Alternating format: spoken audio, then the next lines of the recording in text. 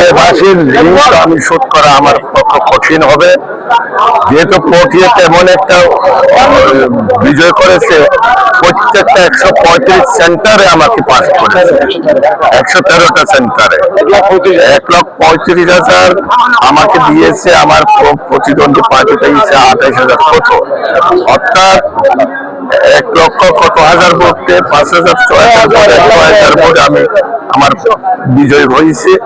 আমি আমার পটিয়াবাসীকে অন্তরের অন্তঃস্থল থেকে ধন্যবাদ জানাই, যেহেতু এই বিজয় আমার মনে হয় বাংলাদেশের কয়েকজনের মধ্যে আমার পটিয়াবাসী আমার কথা রেখেছে।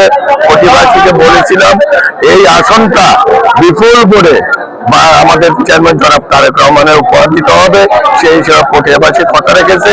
এখন আমার দল, আমার চেয়ারম্যান পটিয়ার উন্নয়নের জন্য আমার এখানে প্রতিশ্রুতি হচ্ছে মানুষের রাস্তাঘাটের উন্নয়ন, আইন শৃঙ্খলা, সন্ত্রাস মুক্ত পটিয়া দেখা, মাদক মুক্ত এবং আধুনিক মেডিকেলকে 100 শয্যায় উন্নত করা,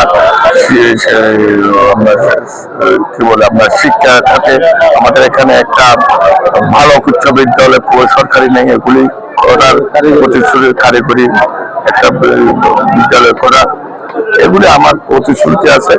ইনশাআল্লাহ জনগণের যেটা চাহিদা ছিল রাস্তাঘাটের উন্নয়নটা বেশি। তারেক রহমান, আমাদের শহীদ প্রেসিডেন্ট জিয়াউর রহমান ছিল পটিয়ার, এখানে অবস্থান করেছেন, সেই হিসেবে পটিয়ার জনগণ এই যে বিএনপির প্রতি, শহীদ প্রেসিডেন্ট জিয়াউর রহমানের প্রতি, যে মরহুম দেশ নেত্রী খালেদা জিয়ার প্রতি, এখন কিন্তু তারেক রহমানের প্রতি আমার পটিয়ারবাসী আস্থা রেখেছে। আমি মনে করি আমার চেয়ারম্যান পটিয়ার উপর একটা স্পেশাল নজর দেবে। তো আমার ব্যবসায়ী সম্প্রদায় কিন্তু আমাকে যথেষ্ট সহযোগিতা করেছে, কারণ আমার পটিয়া একটা ব্যবসা কেন্দ্রিক, এখানে অনেক ব্যবসায়ী, বড় বড় ব্যবসায়ী আছে, ছোট ব্যবসায়ী আছে, অর্থাৎ পটিয়া এক প্রকার বলতে গেলে ব্যবসায়ীদের স্থান বেশি।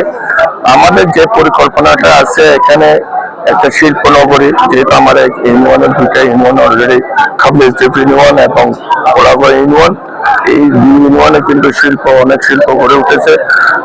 আমাদের প্ল্যান আছে আরো শিল্প গড়ে উঠুক, পরিবেশ বান্ধব শিল্প গড়ে উঠুক।